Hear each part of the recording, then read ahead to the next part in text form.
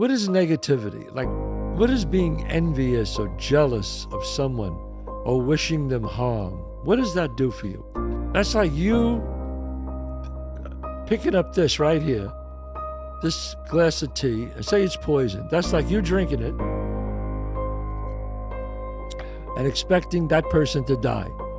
It's poison in your body and you expect them to die. But actually, you're poisoning yourself. So if you got negative feelings towards somebody, let it go, man. The probability is pretty high if you're suicidal that there's actually something wrong with you, that you're ill in some manner, and maybe you're depressed, but there's a lot of reasons to be depressed. Sometimes you might be depressed because you just have a terrible life, and that's very complicated.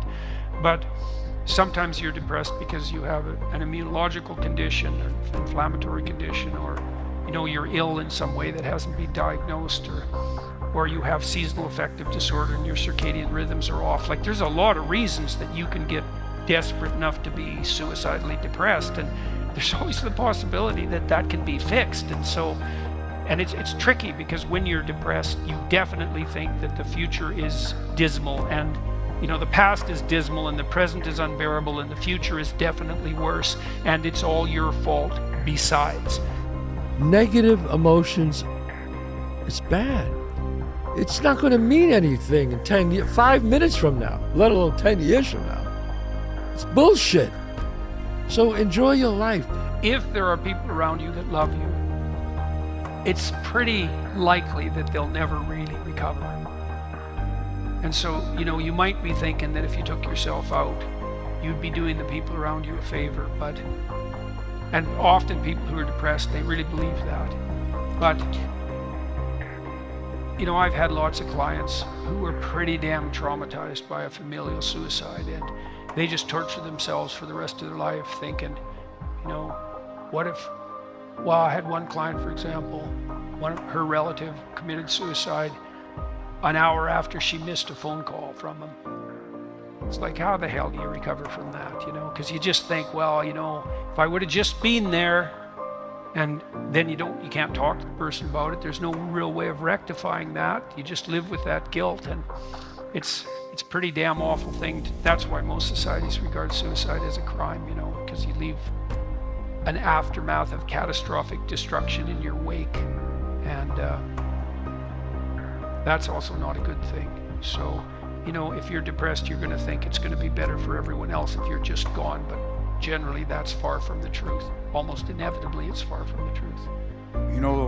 I'm not going to pretend that I know what's going on in the mind of a teenager.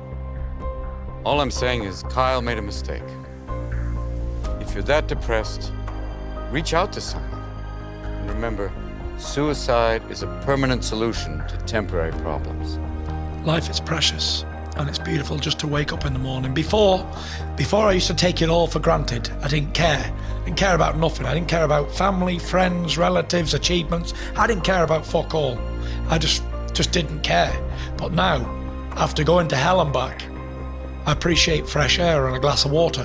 Gratitude. Smaller things in life. Gratitude. Because when you've lost, you never know what you've really got until it's gone. Yeah. But I've had the opportunity to be shot down and come back.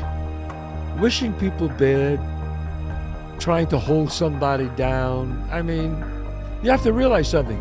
If you try to hold somebody back and hold somebody down, you have to be down there with them to hold them down.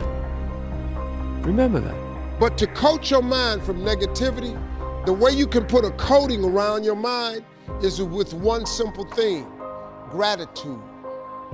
Gratitude erases negativity. I'm gonna show you how this works. If you wake up in the morning, you start having negative thoughts. Man, this ain't my day. I woke up on the wrong side of the bed. I'm tripping, I just don't feel myself. Every time you feel, in the middle of the day, if you feel yourself doing that, stop, just stop for a second. And start going over in your mind everything you have to be grateful for. Not everything you want, everything you already have, because what you have is substantial. You just haven't gone over the list and taken inventory in a long time. But the fact that you can walk, that's a blessing. The fact that you woke up, that's another blessing. The fact that you can see, think, reason, that's another blessing. So many people, John, They have one foot in the past, one foot in the future, but they have no feet in the present, and they wonder why they're not happy. That's why they call it the present, folks. It's a present. That's the reason why. It's got a big bow on it. Open up the bow, open up the present, and live your life and be happy. Don't live your life to the rear view mirror. Don't live your life in the future, because you don't know what's going to happen. More than 3/4 of the shit you worry about, it never happens. So what are you doing? What are you doing? Live in the present.